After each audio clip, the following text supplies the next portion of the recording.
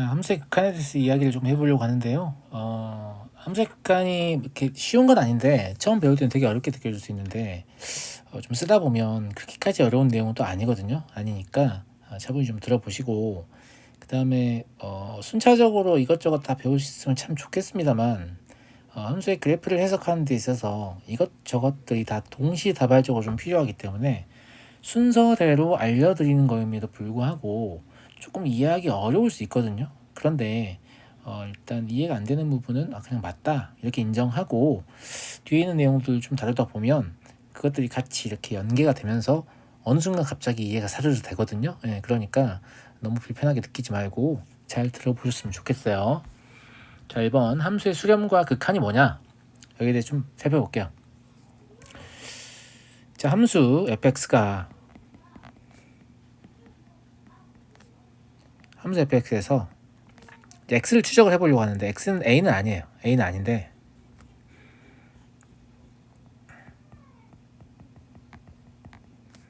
x의 값이 a에 한없이 가까워질 때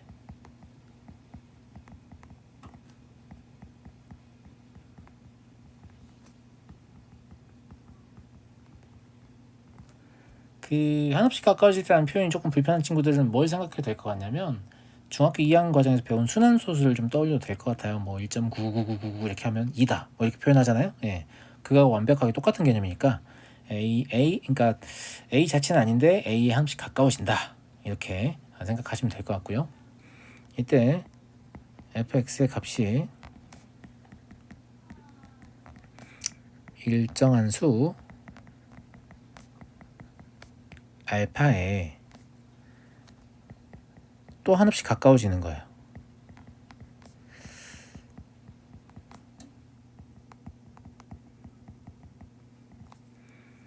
이 가까워지는 값 있잖아요. fx는 알파에 수렴한다라고 표현하고요.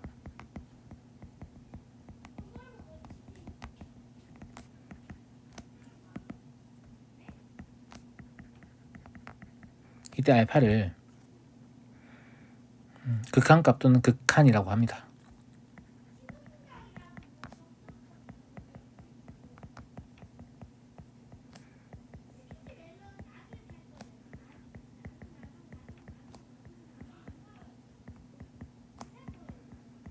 이 극한의 개념은 몹시 중요한 개념이 굉장히 자주 사용되는 개념인데 이렇게 이제 한글로 길게 쓰면 되게 좀 불편하잖아요. 불편하니까 이걸 기호로 좀 줄여서 쓸 거예요. 기호로 좀 줄여서 쓸 건데 극한을 영어로 이제 리미트라고 하거든요.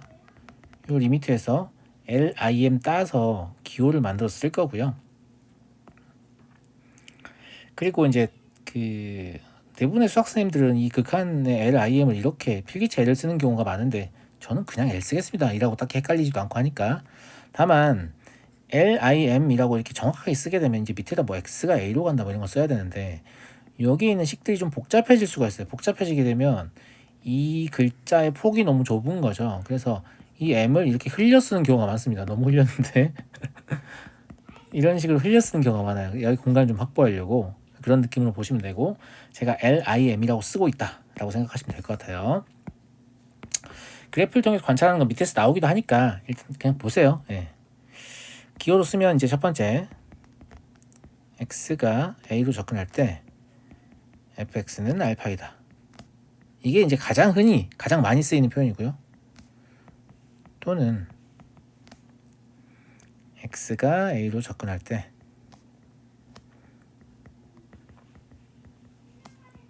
fx는 알파로 접근한다. 이렇게 쓰는 경우도 있습니다. 이렇게 쓰는 경우는 주로 문제에서 많이 다뤄지는 경우가 많기 때문에 이 내용 좀 알고 계실 필요가 있습니다. 무슨 말인지 알겠죠? 그러면 극한값이라든지 극한이 뭔지를 이미 설명을 했고요. 그냥 극한값 또는 극한 한 줄로 이어버릴게요. 뭐 다 접근하는 거 아니냐? 접근 안 하는 경우도 있냐라고 하면 있어요. 있고 이제 밑에서 볼 거니까 밑에서 보면 될 것 같고 방금 배운 내용을 그래프로 좀 관찰을 해볼게요.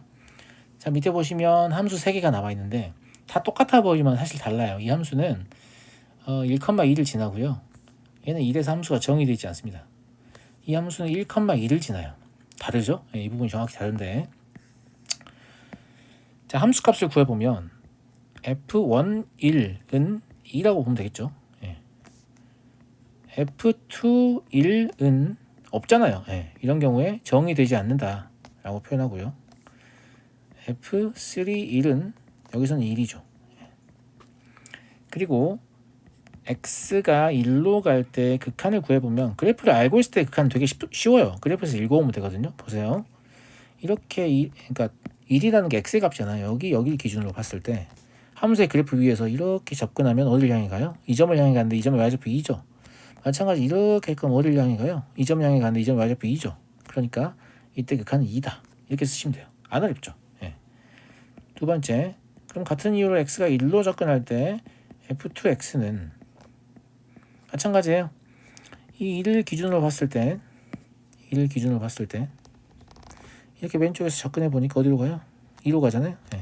여기도 2로 가잖아요. 극한값이라는 건 y값을 읽는 거예요. x값이 아닙니다. 어디로 간다? 2로 간다. 여기가 비어 있는데도 극한값이 나오죠. 그럴 수 있고요. 세 번째, x가 1로 접근할 때 f3x 같은 이유로 2라고 쓰시면 될 겁니다. 다 똑같은 거니까. 그러니까 함수가 정의돼 있냐, 정의돼 있지 않냐 이런 건 중요하지 않고 각각 함수값 극한값을 구했죠. 그런데 특징적인 게 첫 번째 함수 있잖아요. 첫 번째 함수는 보시면 알겠지만 함수값하고 극한값이 같아요. 그렇죠? 나머지는 하나는 f2x는 함수가 정의되지 않아서 같은지 안 같은지도 모르겠는데 아무튼 함수값은 없는데 극한은 2다. f3x는 함수값은 1인데 극한값은 2다. 서로 다르잖아요. 근데 같은 함수를 보면 함수값과 극한값이 같은 함수를 보면 우리가 이제 흔히 보던 함수죠. 그래서 직선의 형태인데 이렇게 이어져 있죠. 매끄럽게 이어져 있고 이거 이제 연속이라고 하거든요. 연속에 대한 개념은 이 단원에서 좀 자세히 배울 거고요. f2x나 f3x는 불연속이라고 해요. 끊어져 있잖아요. 그렇죠? 그럼 연속 함수의 경우에는 함수값과 극한값이 같은 건가? 라고 생각을 하면 아주 똑똑한 학생이죠. 맞는 얘기거든요. 맞는 얘기고 불연속 함수인 경우에는 그렇지 않을 수도 있습니다. 다만 우리가 이제 함수를 정확히 모르면 함수의 그래프를 모르면 이게 연속인지 아닌지 알 수 없기 때문에 극한값을 함수값하고 똑같은 거다 이렇게 해석하는 건 좀 문제가 있는 거죠. 그래서 이 문제를 통해서 제가 함수값과 극한값의 관계를 써보라고 했는데 뭘 써보라는 거냐면 사실 함수값과 극한값은 관계가 없다 이 내용을 쓰라는 거예요. 물론 대부분 우리가 다루는 함수들은 연속인 경우가 정말 많으니까 함수값이 곧 극한값인 경우가 되게 많거든요. 그래서 아무 생각 없이 쓰다 보면 똑같은 거 아닌가? 이렇게 생각할 수 있지만 그런 함수들을 우리가 주로 다루기 때문에 같은 거지 함수값과 극한값이 같아야 되는 이유가 있는 것은 아니다. 이런 얘기를 하고요. 그래서 함수값과 극한값은 같다, 같지 않다? 같지 않다라는 거예요. 근데 같지 않다라고 쓰면 무조건 다르다는 뜻이 되잖아요. 그래서 어떻게 쓸 거냐면 일반적으로라는 말은 모든 경우에 라는 말입니다. 같지 않다 이렇게 쓸게요. 이러면 같을 때도 있고 안 같을 때도 있고 이렇다는 얘기예요. 이렇다는 얘기고, 그래서 극한이라는 건 사실상 그래프를 알고 있으면 되게 좀 쉽게 구할 수 있거든요. 근데 이제 안타까운 부분은 우리가 함수의 그래프를 늘 알고 있는 상태에서 극한을 구하는 건 아니기 때문에 이제 극한을 구하는 과정이 생각보다 좀 까다롭게 느껴질 수 있습니다. 이제 그럴 때도 어떻게 하는지 뒤에서 알려드릴 거니까 너무 이렇게 걱정하지 않으셔도 됩니다. 3번 볼게요. 그림을 보고 함수의 발산이 무엇인지 쓰라고 했는데 지금 보시면 좌표 평면 위에 함수가 2개 있어요. 그냥 편의상 하나의 평면 위에 함수를 2개 그려놓은 거예요. 2개 그려놓은 건데 0에다 접근을 시킬 거거든요. 여기. 그러면 이렇게 따라 올라가잖아요. 어떻게 될 것 같아요? 값이 한없이 커질 것 같죠? 이렇게 따라 올라가도 값이 한없이 커질 것 같잖아요. 이렇게 값이 한없이 커지는 상황을 표현을 하고 싶잖아요. 그쵸?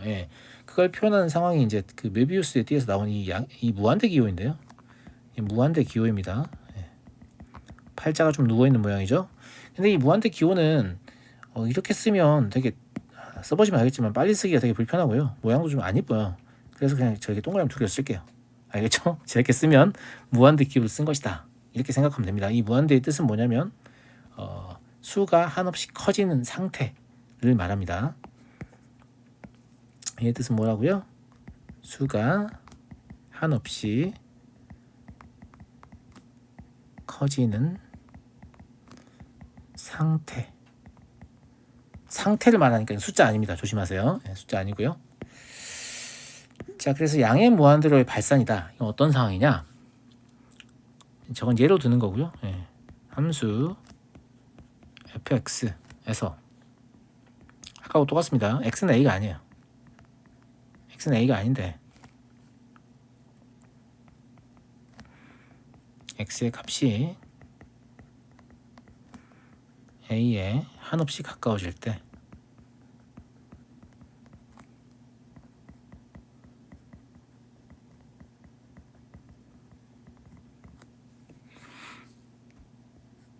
fx의 값이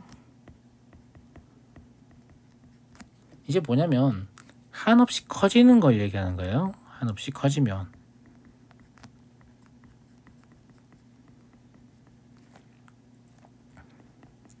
함수 fx는 양의 무한대로 발산한다.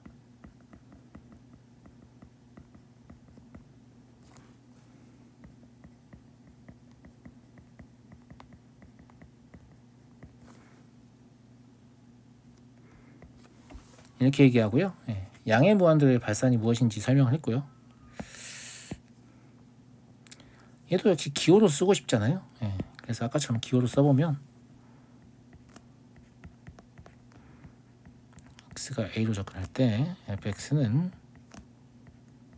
양의 무한대로 발산한다. 이렇게 쓸 수 있고요.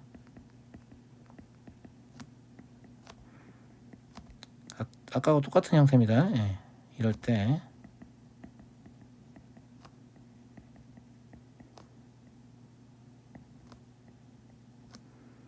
이렇게 쓸 수 있습니다. 물론 이제 여기서는 a가 아니면 0이기 때문에 저 위 그래프를 가지고 써본다고 하면 x가 0으로 접근할 때 f1x는 양의 무한대로 발산한다. 이렇게 쓸 수 있을 겁니다. 이해하시겠죠? 근데 f2x의 그래프를 보시면 상황이 좀 다르죠? 이렇게 가보면 값이 어떻게 가고 있는 거예요? 한없이 작아지고 있는 거잖아요. 한없이 작아지고 있는 경우는 이제 음의 무한대로 발산한다고 하고요. 예상하신 대로 이제 저 무한대 기호 앞에다 마이너스만 붙여주면 되거든요. 그래서 이 내용을 좀 써보겠습니다. 함수 fx에서 x가 a가 아닙니다. a가 아니고 x의 값이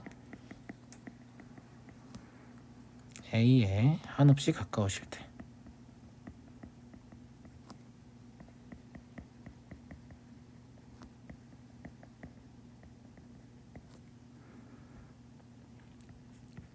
fx의 값이 한없이 작아지면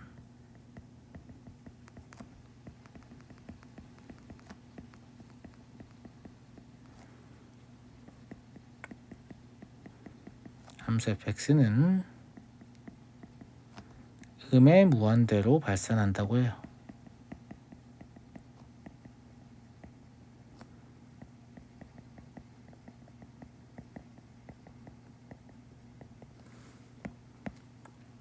이게 음의 무한대로 발산한다는 것의 의미이고요.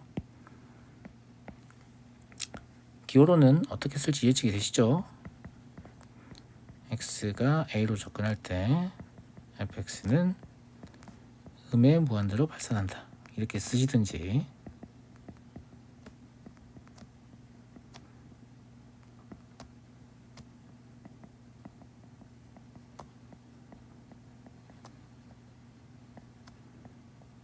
이렇게 쓰시면 됩니다. 어렵지 않죠? 그리고 이제 우리가 이제 A로 접근하는 경우만 사실 여기도 A고 여기도 A고 자꾸 A로 접근하는 경우 다루는데 A로만 접근하는 게 아니고 양의 무한대로 접근할 수도 있고 혹은 음의 무한대로 접근할 수도 있습니다. 이런 경우에도 극한을 다 구해볼 겁니다. 구해볼 거니까 뒤에서 천천히 보시고요. 저 위에 나와 있는 그림상에서 f2x의 극한을 구해보면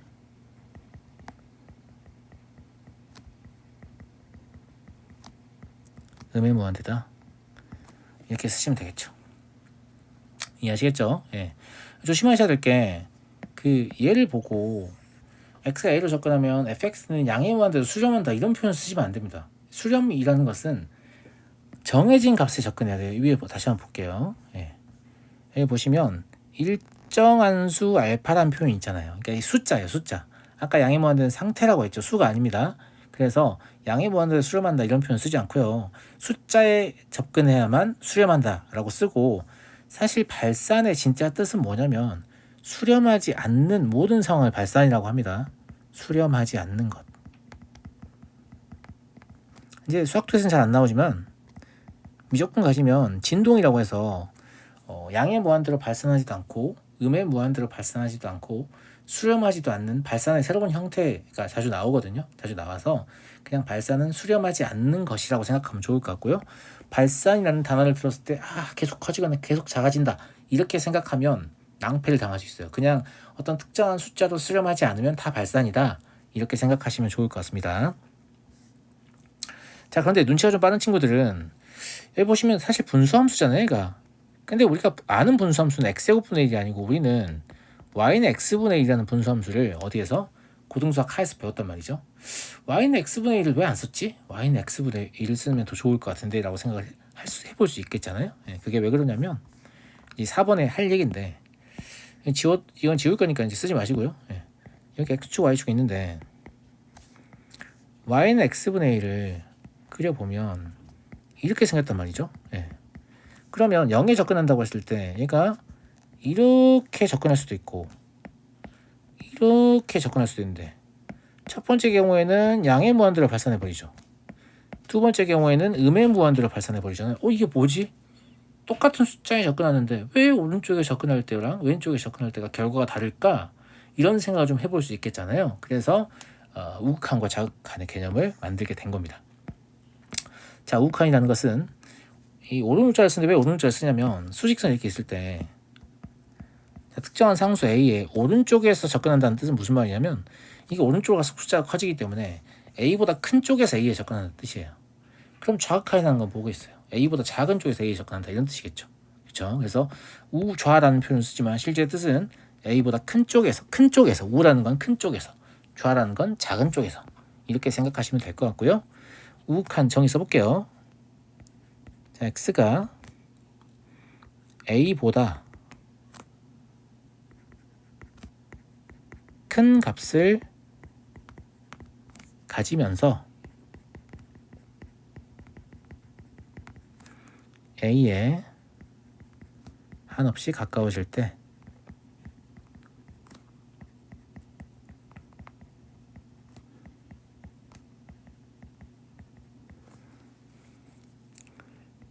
fx의 극한값을 극한값 알파라고 할까요? 알파를 우극한 또는 우극한 값이라고 해요. 좀 간략하게 줄여 적었습니다. 너무 긴 것 같아서. 자, 우극한 또는 우극한 값에 대해서 그래서 이 정도면 충분히 설명한 거고요. 얘를 기호로 쓰면 x가 a로 가긴 가는데 a보다 좀 큰 거잖아요. 조금 큰 거를 a 오른쪽에다 이렇게 그냥 플러스 기호를 써서 표현합니다. a보다 약간 크다, 조금 크다 이런 뜻으로 생각하면 될 것 같고요. 이게 알파다 이렇게 쓰시든지, 아니면 x가 a의 우측 접근할 때 fx는 알파에 접근한다 이렇게 써도 똑같은 뜻입니다. 마찬가지입니다. 좌극한은 x가 a보다 작은 값을 가지면서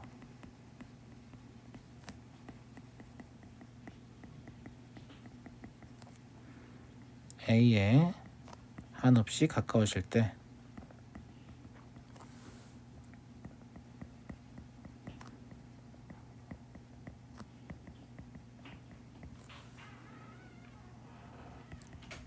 fx의 극한값 베타를 좌극한 또는 좌극한 값이라고 합니다.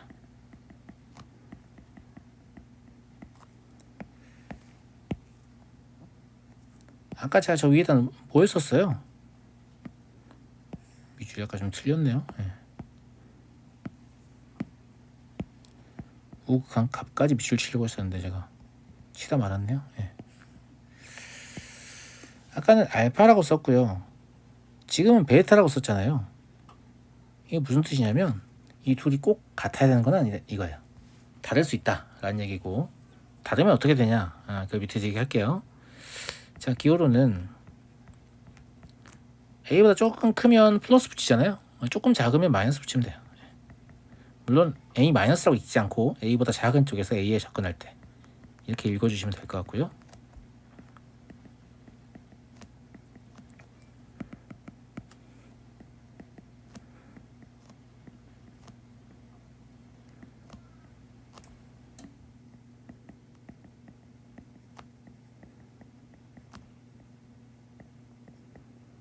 이렇게 써주셔도 똑같은 뜻입니다. 왜 두 개를 계속해서 쓰냐면 왼쪽은 우리가 주로 쓰는 표현인데 오른쪽은 문제에서 자주 나오는 표현이거든요. 그래서 두 기호 다 알고 계셔야 돼요. 모른다고 되는 게 아니고요. 자, 두 개의 그래프 비교해 볼게요. 방금 배운 우극한과 좌극한을 구해보면 식 같은 거 안 봐도 됩니다. 왜냐면 그래프 다 있기 때문에 그냥 그래프에서 읽으면 된다고 했죠. 그럼 그래프에서 보시면 x가 1의 우측 접근할 때 f1x y값 읽으시면 돼요. 얼마예요? 1이에요. 그리고 x가 1의 왼쪽에 접근할 때 f1x는 얼마입니까? 똑같이 1이죠. f2x의 경우에는 여기서는 0입니다. 0의 우측 접근할 때 fx는 1입니다. 그리고 x가 0의 좌측 접근할 때 f2x죠. f2x는 마음에 안 드네요.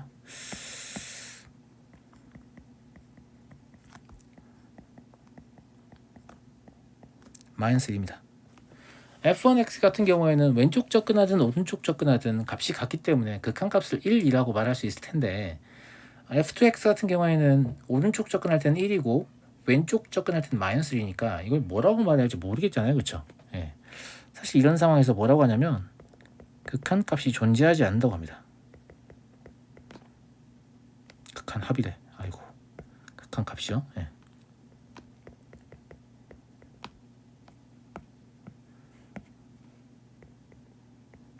극한값이 존재하지 않는다 이렇게 보시면 되고요.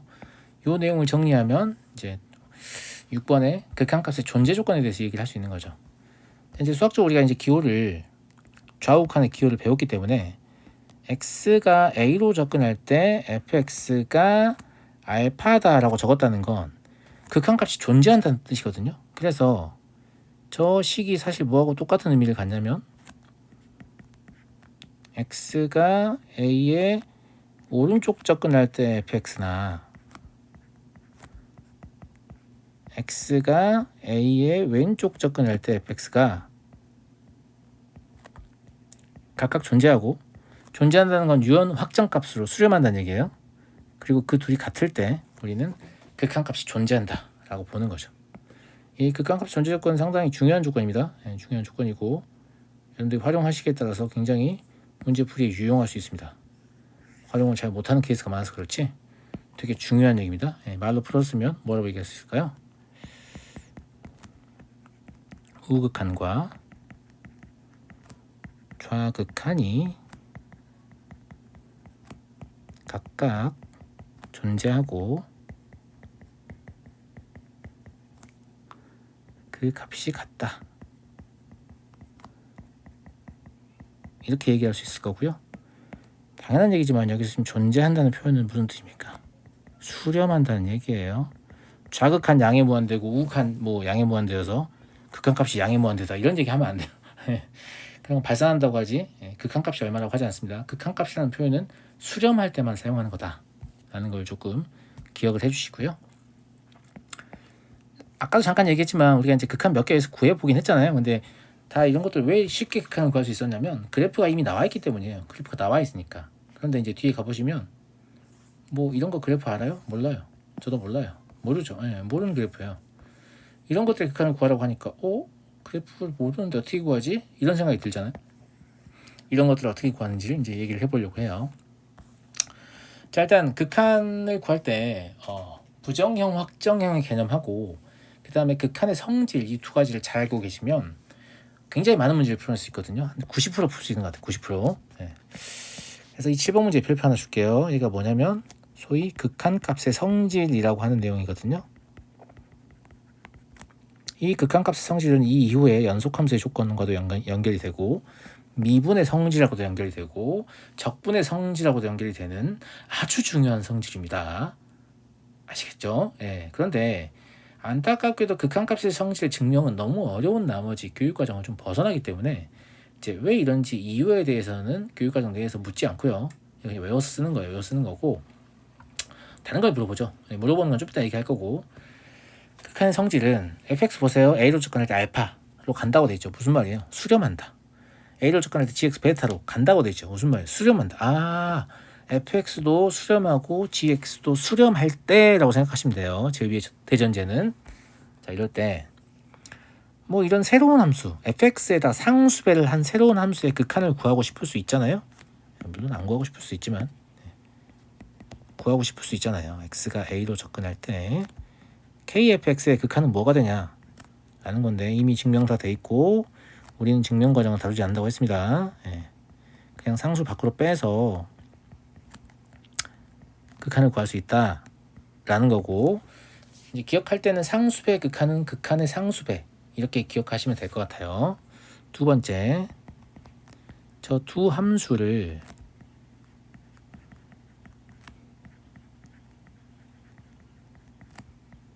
더하거나 뺐을 때요.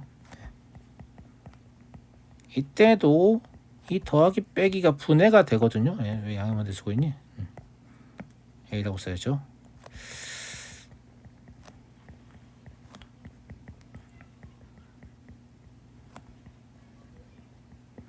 그래서 결국은 이렇게 계산할 수 있게 돼요. 이거 뭐냐면 합차의 극한은 극한의 합차이다. 이렇게 보시면 될 것 같고요. 세 번째,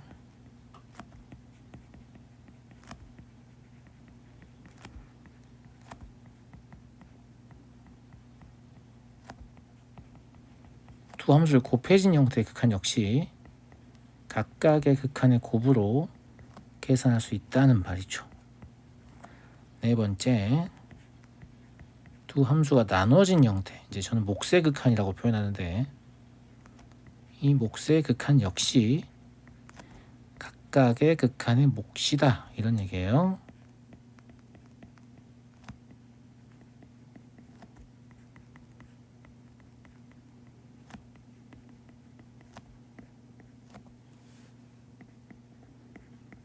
이게 될 거고요.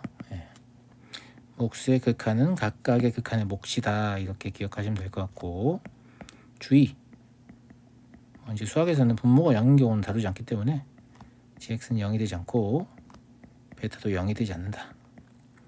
이거 알고 계셔야 되고요. 자, 뭐 물어보냐? 두 가지 물어봅니다. 언제 이래요? 무슨 말이냐면 수렴하지 않은 함수에 대해서 이런 짓을 하시면 안 된다 라는 거고요. 두 번째, 요거 빠지면 안 돼요. 여기 빠진 경우에는 4번이 틀린 말이 됩니다.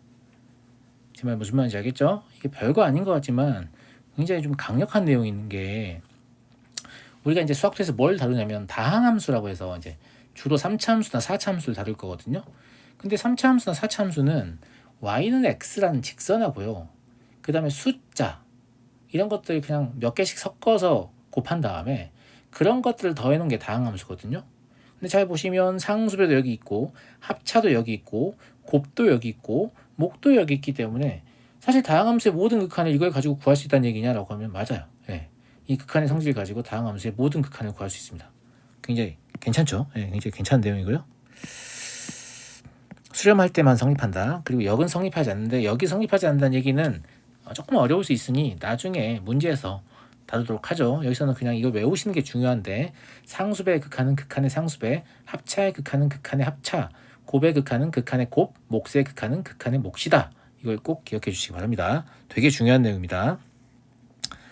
자, 다음 8번은 극한의 확정형이라고 하는데요. 이 확정형이라는 건 무슨 말이냐면 여기 무한대 기호가 엄청 들어있는데 이게 다 무슨 뜻이냐면 어떤 함수의 식의 극한을 취했더니 무한대로 가더라, 그냥 이런 얘기예요.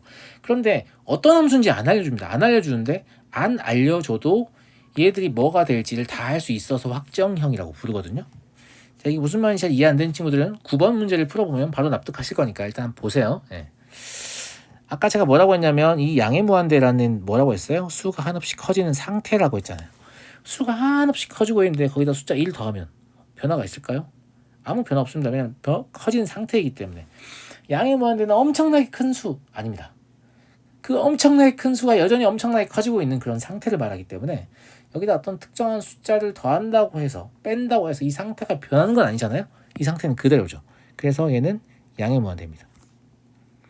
마찬가지예요. 얘 역시 음의 무한대가 됩니다. 왜냐하면 음의 무한대는 숫자가 엄청나게 작아지고 있는 건데 어떤 상수를 더하거나 뺀다고 해서 이 변화가 있겠어요? 심지어 양의 무한대 더하기 양의 무한대도 양의 무한대예요. 왜냐하면 한없이 커진 상태에 한없이 커진 상태를 더하면 여전히 한없이 커진 상태이다. 맞는 말이잖아요. 그죠? 예. 그럼 양의 무한대나 음의 무한대에는 어떤 상수가 전혀 관여할 수 없냐? 그렇진 않고요. 곱하는 연산과 나누는 연산이 좀 관여할 수가 있죠. 가령 3번 같은 경우 C가 양수잖아요. 양수 C에다가 양의 무한대를 곱하게 되면 이 C가 아무리 작은 수라도 뭐 예를 들어서 0.0000001 이렇게 되게 작은 수라도 양의 무한대를 곱하게 되면 양의 무한대가 됩니다. 마찬가지로 음의 무한대를 곱하게 되면 음의 무한대가 되는 거고요. 다만 C가 음수인 경우에는 이 발산의 방향을 바꿀 수 있어요. 이 경우에는 음의 무한대, 이 경우에는 양의 무한대가 되는 거죠. 이해하시겠죠? 5번 같은 경우에는 분자는 그대로인데 분모가 계속 커지면 어떻게 되냐? 이거 무슨 뜻이냐면 y는 x분의 c라는 함수에서 x가 양의 무한대로 가면 어떻게 되냐 이 뜻이거든요. 어떻게 되겠냐? x분의 c 이렇게 생기잖아요. 이렇게 여기 따라가면 되죠. 어디 가요? 0으로 가죠. 0입니다. 이렇게 생각하시는 게 좋습니다. 왜냐하면 그래프가 떠오르는 형태이기 때문에 얘 역시 0이겠죠. 왜냐하면 이 부호는 0에는 영향을 미치지 못하니까. 납득하시죠? 네.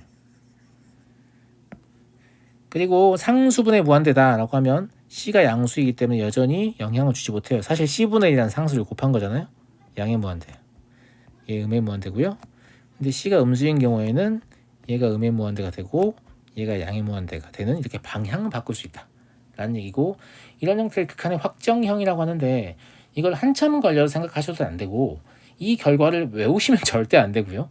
그냥 보자마자 그런 생각이 들어야 이 무한대라는 기호를 좀 제대로 이해했다라고 볼 수 있는 거고.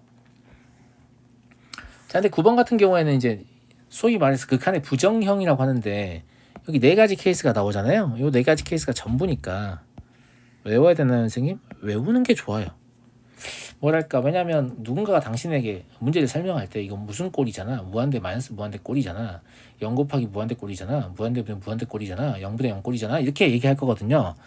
그런데 여기서 이제 0이라고 써있지만 이게 실제 0이 아닙니다. 이 0은 무슨 뜻이냐면 극한의 관점에서 0에 한없이 가까이 가는 상태를 얘기하는 거예요.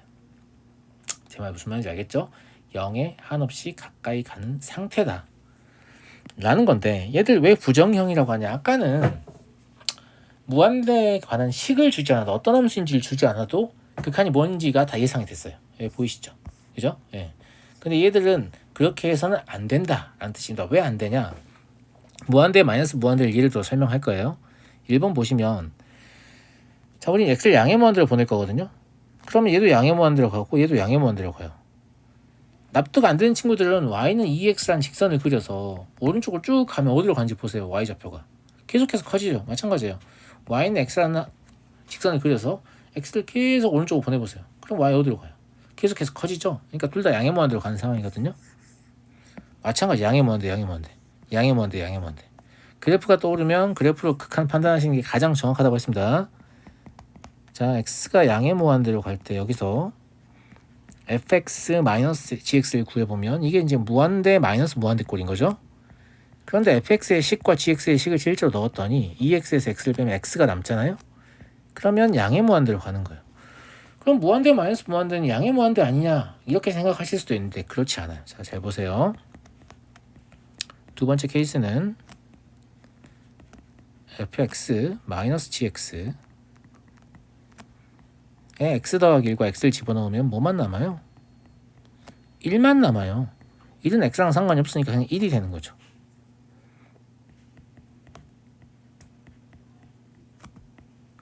세 번째 케이스는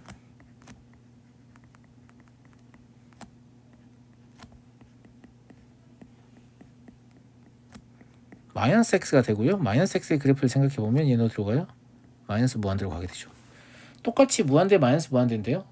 1번 경우에는 결과가 양의 무한대, 2번의 경우에는 결과가 1, 3번의 경우에는 결과가 음의 무한대가 되잖아요. 이런 거 왜 그런 거냐 이유를 굳이 설명을 해보면 얘도 커지고 있고 얘도 커지고 있는데 커지고 있는 거에서 커지는 걸 빼면 얘는 이렇게 커지고 얘는 이렇게 커지면 얘가 이긴단 말이에요. 좀 없어 보이는 설명인데 이게 발산 속도라고 하거든요.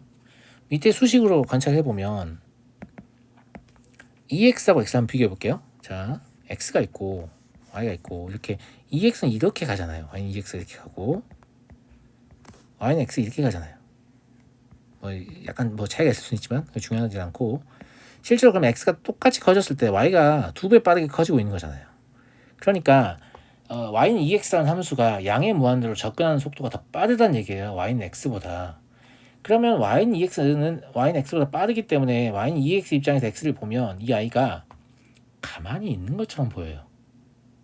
물론 그 말을 납득하기 어려울 수도 있는데요. 2배 빠르게 커지기 때문에.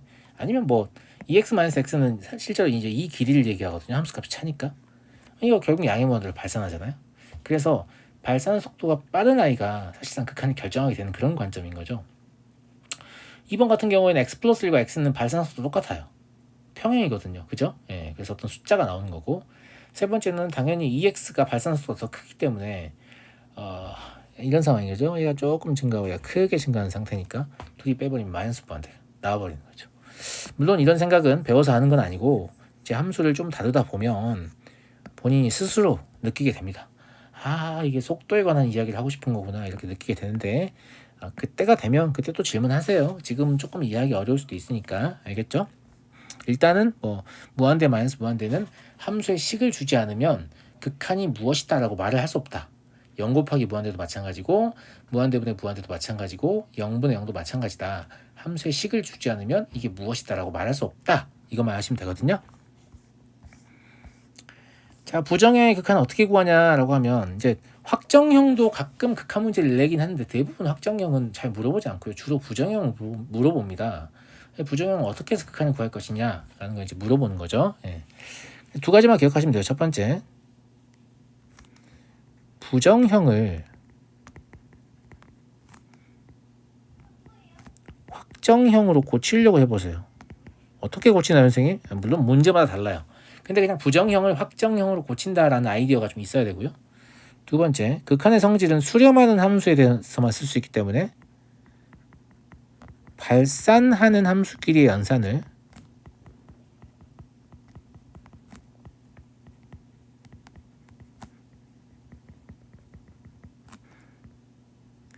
수렴하는 함수끼리의 연산으로 바꿔주시면 돼요. 이것도 어떻게 하는 거냐 문제를 통해 설명할게요. 괜찮아요. 중요한 건 이 두 가지만 잘 기억하고 있으면 이거랑 이제 극한값 성질이요. 이거 잘 기억하고 있으면 극한 문제의 90% 정도를 무난하게 풀 수 있다라는 거예요. 어느 정도냐면 제가 뭐 문제집을 보면 이런 꼴은 어떠냐, 이런 꼴은 어떠냐 자꾸 해법을 외우게 시키는데 이런 거 필요 없고 그냥 바로 풀어볼게요. 진짜 가능한가 안 한가. 물론 저도 좀 이따 정리해 줄게요. 문제를 빼라는 얘기가 아니에요. 자, 12번 보시면 극한 구할 때 가장 첫 번째로 해야 할 일은 뭐냐면 꼴 판단입니다. 뭐라고요? 꼴 판단. 이거를 안 하고 극한을 구하는 친구들 되게 많은데 나중에 반드시 문제를 잃게 됩니다. 꼴 판단 하지 않는 친구들은. 그냥 언제나 문제일 뿐이지 무조건 문제가 생겨요. 꼴 판단은 뭐냐면 이게 무슨 꼴이냐를 확인하라는 건데 x가 1로 간다고 돼 있잖아요. 이거 좀 읽어보시고요. 이거 안 읽어보는 애들도 많아요. 그러면 x에 2를 집어 넣어봐요. 전부 다. 모든 x에. 알겠어요? 이걸 꼴 판단이라고 제가 불러요. 자, 1 넣어봐요. 어떻게 돼요? 분모 0 되죠. 분자 0 된단 말이에요. 그럼 0분의 0꼴. 0분의 0꼴 어디 있었어요? 여기 있었죠. 이런 형태의 부정형이란 말이에요. 0분의 0꼴은 극한을 구할 수가 없어요. 이거 뭐 약분하고 이런 말도 안 되는 소리예요. 무슨 말인지 알겠죠? 약분 같은 건 안 돼요. 그러면 어떻게 구할 거냐? 어쨌거나 0이 되게 한 아이가 있다는 거 아니냐? 이 경우에는 다항식분의 다항식이니까 인수정의에 의해서 분모도 x-를 인수로 갖고 있고 분자도 x-를 인수로 갖고 있는 거 아니에요. 0분의 0, 즉 이 0이 되는 애들 때문에 부정형이 되는 거니까 걔들 좀 없애볼까? 이런 생각 할 수 있잖아요. 그죠? 예. 얘 인수분해를 해보시면 인수분해 과정은 생략하겠습니다. 이렇게 인수분해가 되거든요. 예. 밑에는 이렇게 되고요. 자, 0이 되게 하는 애가 이 x-2니까 얘를 약분을 해요. 왜 약분해도 되냐면 x는 1로 접근하지 실제 1은 아니기 때문에 그냥 약분하셔도 별 상관없습니다. 똑같은 식인 거죠. 자, 이 상태에서 1 넣어볼까요? 분모는 2예요. 분자는 얼마예요? 마3이죠. 그럼 얘가 설마 마이너스 2분의 3이란 얘기예요? 예, 맞아요. 이해하시겠어요? 물론 이 과정에서 아까 선생님 함수값은 극한값하고 다르다면서요. 여기다 대입한 건 함수값 아닙니까? 당신 왜 함수값을 구해서 극한값이라고 하나요? 이렇게 말할 수도 있을 것 같은데 잘 보시면 y는 x 그래프 아시잖아요. 맞아요? 뭐 y는 x 더하기 1도 그래프 알죠? y는 x 더하기 2도 그래프 알고요. y는 x 마이너스 2도 그래프 알아요. 그잖아. 그럼 1로 접근할 때 얘가 얼마냐? 얘는 극한을 그래프를 생각해보면 2잖아요. 얘는 얼마예요? 3이죠. 얘는 얼마예요? 마일이죠. 이걸 집어넣어서 연산했다는 건 뭘 뜻하는 거냐면 이걸 뜻하는 거예요. 극한의 성질이요. 수렴하기 때문에 이렇게 해도 된다 라는 얘기예요. 그래서 극한의 성질을 이용한 것이지 제가 그냥 단순히 함수값 가지고 이게 답이야 이렇게 한 건 아니다 라는 건데 그냥 불편한 친구들은 그냥 함수값 가지고 한 거다라고 생각하셔도 돼요. 왜냐면 이게 연속함수이고 이게 연속함수라는 걸 판단할 수 있는 근거는 이 단원에서 우리가 배울 거기 때문에 뭐 일단 그게 편한 친구들은 그렇게 하셔도 되는데 여기서는 극한의 성질을 이용하는 것이지 함수값을 이용하고 있는 건 아니다 라고 제가 이제 굳이 변명을 해보고요. 네. 자, 2번 마찬가지예요. 뭐 먼저 하라고 했죠? 꼴 판단. 꼴 판단이요. 뭐 근호 있으면 유리하다 이런 거지 같은 얘기 말고요. 꼴 판단 해보세요. 9를 넣어보시면 분모 0됩니다. 9를 넣어보시면 분자도 0돼. 그럼 둘 다 0되는 게 있는 거잖아요. 그죠? 예. 그런데 얘는 인수정리 될 수 없잖아. 무리식이니까. 그래도 수학2 정도까지 이제 수학을 공부하셨으면 분자인 x-9가 뭘로 보여야 정상입니까? 이걸로 보여야 정상 아닐까요? 이 정도는 충분히 생각할 수 있죠. 그쵸? 예. 그러면 9 넣었을 때 0 되는 아이가 이 두 개가 있는 거예요. 얘를 없애고 나서 9를 넣어봤더니 뭐가 돼요? 뭐가 돼? 6이 되죠. 예. 이렇게 부정형을 확정형으로 바꾸면서 지금 극한을 구하고 있습니다. 문제마다 어떻게 하는지 좀 다르기 때문에 좀 주의하실 필요가 있죠. 세 번째 꼴 판단 해볼까요? 분모는 대놓고 0이죠. 예, 분자도 근데 0이네요. 근데 분자에 0이 되게 한 아이가 안 보여요. 숨어 있잖아요. 이런 경우에는 분수식의 모양을 바꿔주시면 되는데 분수의 성질을 이용하는 거예요. 같은 숫자를 곱해도 분수식은 바뀌지 않잖아요. 그리고 저 이제 근호가 있는 게 불편하기 때문에 저 근호가 없어지게끔 하고 싶은데 그래야 인수가 잘 보일 거 아니야. 0 되는 애가. 그러려면 합차공식을 이용하는 게 편하니까 분자에 있는 식하고 똑같은데 가운데 있는 부호만 플러스로 바뀐 식을 곱하는 거예요. 물론 분모인 루트 2x에다 똑같은 걸 곱하셔야 돼요.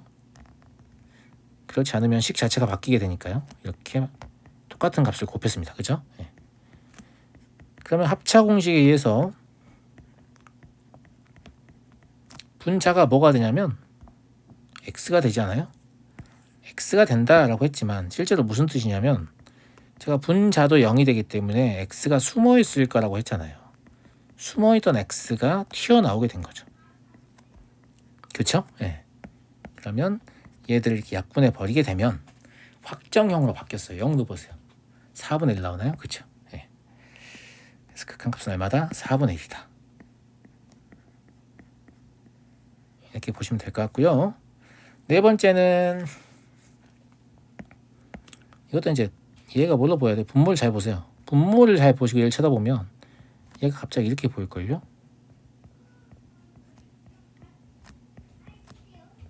그쵸? 그러면 고등수학 4항에서 배웠던 인수분해 공식을 사용해서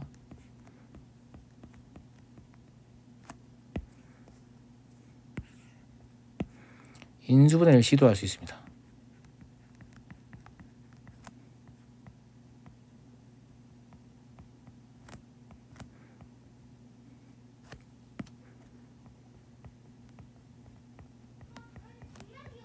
이렇게요. 그죠? 예. 그럼 여기 이 부분이 이제 이렇게 약분이 되겠죠. 예. 이 상태에서 마이너스 8 집어넣으시면 4 더하기 4 더하기 4 나옵니까? 그쵸? 그럼 극한값이 12가 되겠네요. 이렇게 해서 0분의 0꼴을 좀 살펴봤는데, 이제 극한해법을 보통 책에서 어떻게 정리를 하냐면 0분의 0꼴 나오면 뭐 하라고 하냐면 0분의 0꼴인지 확인한 다음에 첫 번째 인수분해하여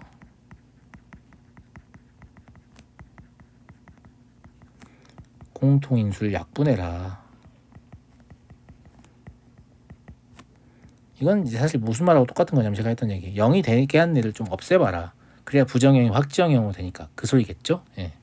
그 다음에 근호가 있는 경우 유리화를 시도해라 라는 얘기인데, 이건 제가 뭐라고 했어요? 0이 되는 애가 숨어있는 경우가 있으니까 모양을 바꿔야 한다고 했잖아요. 그러니까 사실은 이제 이걸 외워도 문제를 풀 수 있지만, 이걸 외워서 문제를 풀면 시간이 지나면 이 내용이 잊혀져 있기 때문에 다시 문제를 못 푸는 경우가 좀 생겨요. 저도 이제 고등학교 때 좀 그랬던 것 같고. 근데 이제 극한을 구하는 목적 자체가 이렇게 보지 마시고, 제가 위에서 얘기한 부정형을 확정형으로 바꾼다. 그리고 2번 아직 쓰지 않았어요. 이제 무한대분의 무한대에서 쓸 건데, 발산하는 함수끼리 연산을 수렴하는 함수끼리 연산으로 바꾼다. 이걸 좀 이용하시는 게 훨씬 더 나은 선택이다 라는 걸 좀 마지막으로 말씀드리고 싶네요. 잠깐 쉬었다 이어서 할게요.